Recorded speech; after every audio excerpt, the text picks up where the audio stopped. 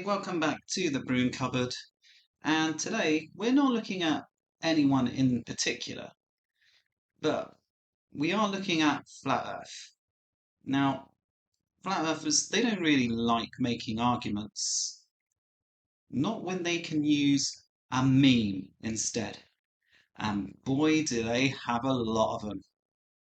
So, let's look at some of them now. First up is this one that Flat Earthers love to take out of context. So it's the 2002 Blue Marble, and there is a quote from Robert Simmons, who did work for NASA, and it says, "It is photoshopped, but it has to be." So what is it that flat earthers are getting wrong about this picture?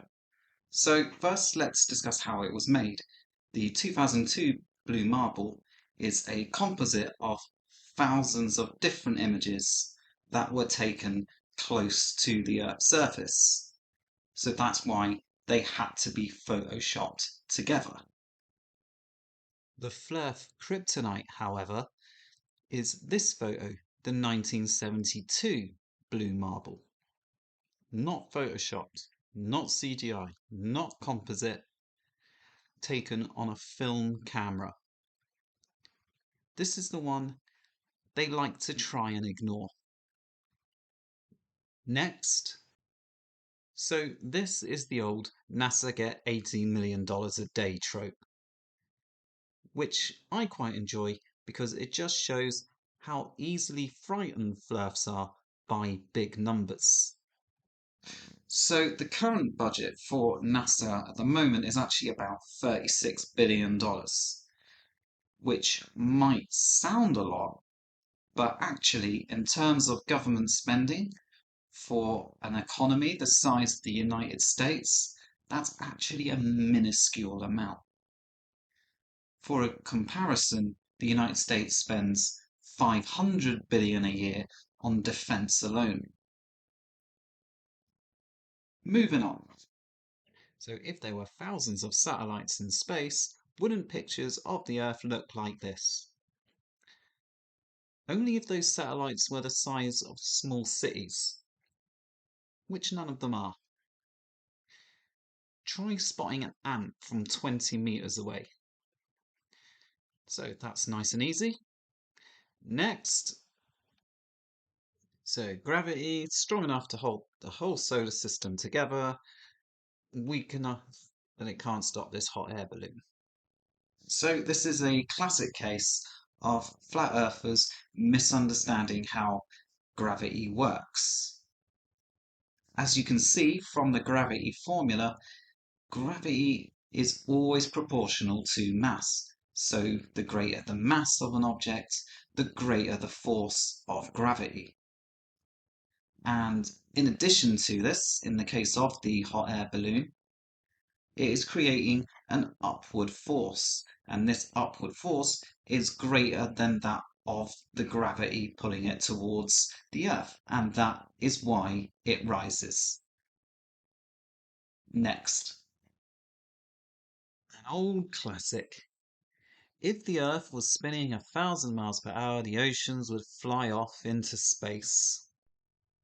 This is an excerpt from Scott Manley's 10-hour video of the Earth rotating. Link in the description.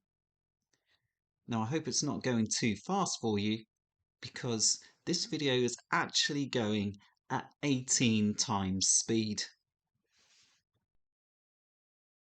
Now this one is an attempt by flat earthers to show that the sun is small and local, but actually it's a hilarious own goal.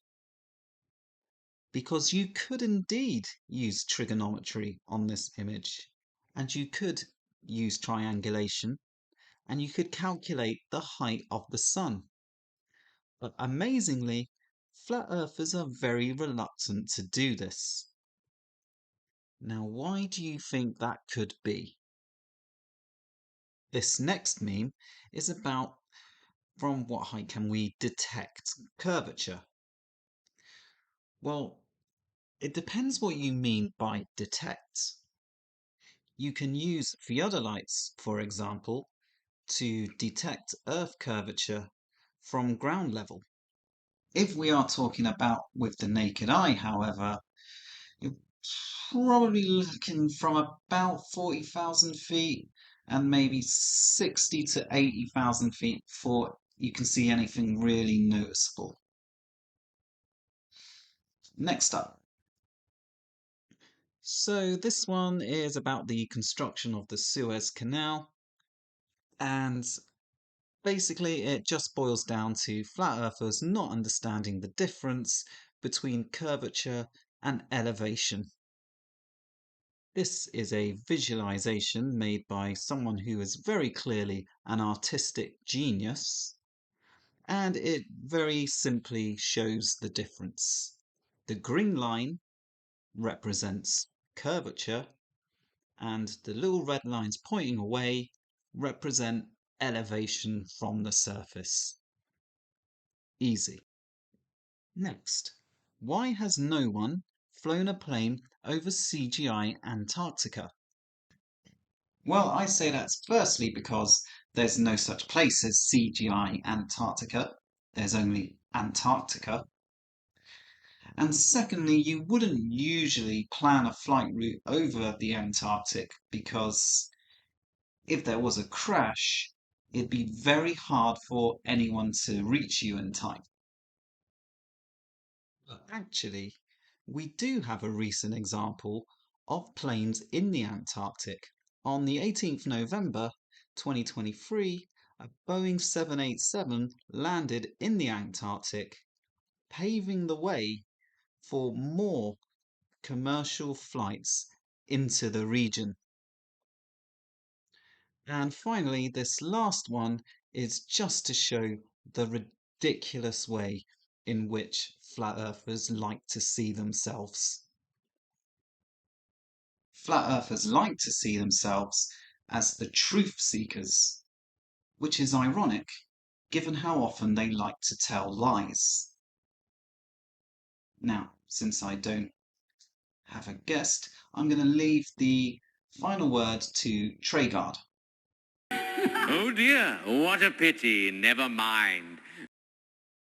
I'm trying to make him a regular character until ITV try and stop me.